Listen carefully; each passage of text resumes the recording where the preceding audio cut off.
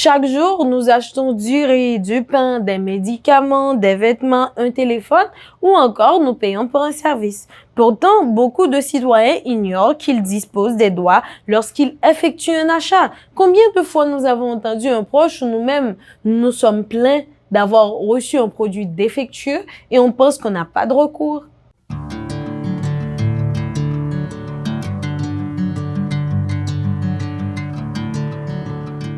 Bonjour à toutes et à tous, bienvenue dans votre rubrique de droit usuel, l'espace où nous rendons le droit accessible afin que chacun puisse mieux connaître ses droits et les faire respecter. Je suis Michaëlie Roudgardlov-Saint-Amour, juriste de formation et aujourd'hui nous abordons un sujet qui nous concerne tous. Que l'on soit étudiant, parent, chauffeur, commerçant ou fonctionnaire, nous avons tous un point commun. Nous sommes des consommateurs.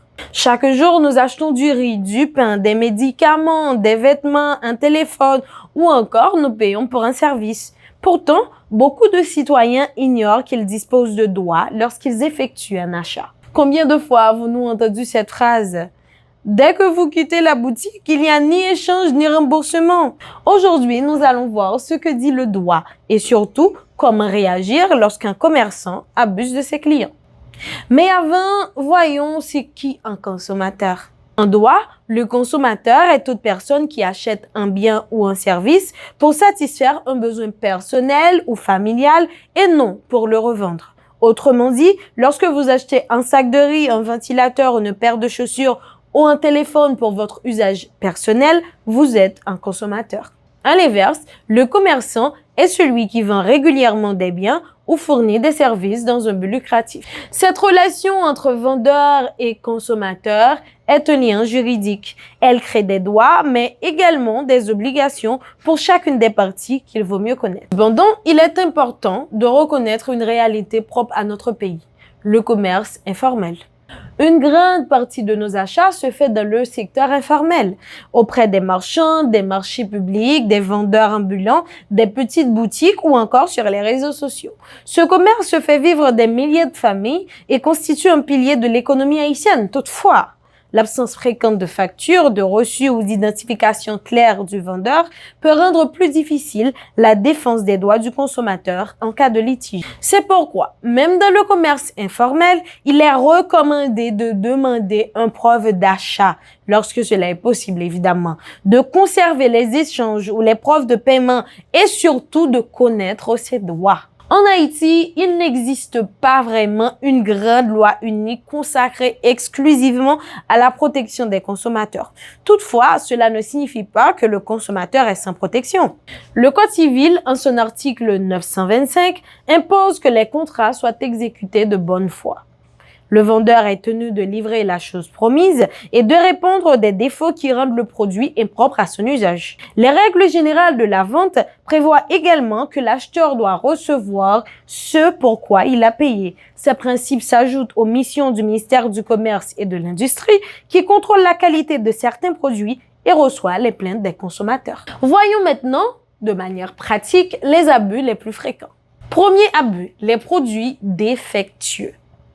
Vous achetez un ventilateur, une fois arrivé chez vous, il refuse de fonctionner. Vous achetez un téléphone présenté comme neuf, mais vous découvrez qu'il est déjà utilisé. Vous achetez un sac de ciment, dont une partie est déjà durcie. Dans ces situations, le problème ne vient pas de vous. Le produit ne correspond pas à ce qui vous a été vendu. Le premier réflexe doit être de retourner voir le commerçant avec la preuve d'achat et de demander une solution raisonnable. Réparation, remplacement ou lorsque cela est justifié, remboursement. Ne vous inquiétez pas. Même lorsqu'une boutique affiche en grandes lettres sur sa devanture, marchandise vendue ne sera ni reprise ni échangée, cette mention ne peut pas servir à couvrir une fraude ou la vente d'un produit manifestement défectueux. Deuxième abus, la publicité trompeuse. Une publicité est trompeuse lorsqu'elle pousse le consommateur à acheter un produit en lui donnant de fausses informations ou peut-être aussi en cachant des informations essentielles. Par exemple, annoncer un téléphone avec une mémoire de 256 gigaoctets alors qu'il n'en possède que 64 ou encore présenter un produit comme original alors qu'il s'agit d'une imitation, d'un fake, ce n'est pas bien. Une publicité doit informer, non tromper. Les informations fournies aux consommateurs doivent être exactes et honnêtes. Troisième abus, la vente de produits périmés ou mal conservés. Les produits alimentaires, les médicaments ou les boissons doivent être conservés dans des conditions garantissant la sécurité du consommateur. Avant d'acheter, vérifiez toujours la date d'expiration, l'emballage et l'état général du produit. Un produit périmé peut mettre votre santé en danger. Le ministère du Commerce et de l'Industrie a pour devoir d'effectuer régulièrement des opérations d'inspection afin de retirer du marché des produits non conformes et renforcer la protection des consommateurs. Face à ces abus, que peut vraiment faire le consommateur? Premièrement, exiger toujours un reçu ou une facture. Sans preuve d'achat, il devient beaucoup plus difficile de démontrer qu'une transaction a eu lieu. Deuxièmement, conserver l'emballage du produit lorsqu'il présente un défaut. Troisièmement, tenter un règlement amiable avec le commerçant.